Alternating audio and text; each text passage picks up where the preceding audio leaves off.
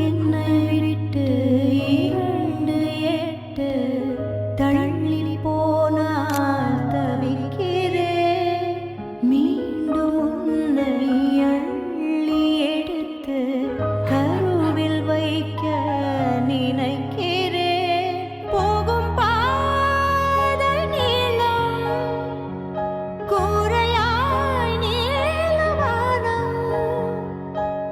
செவர் மீது கிறுக்கிடும் போது ரவிவர்மன் நீ.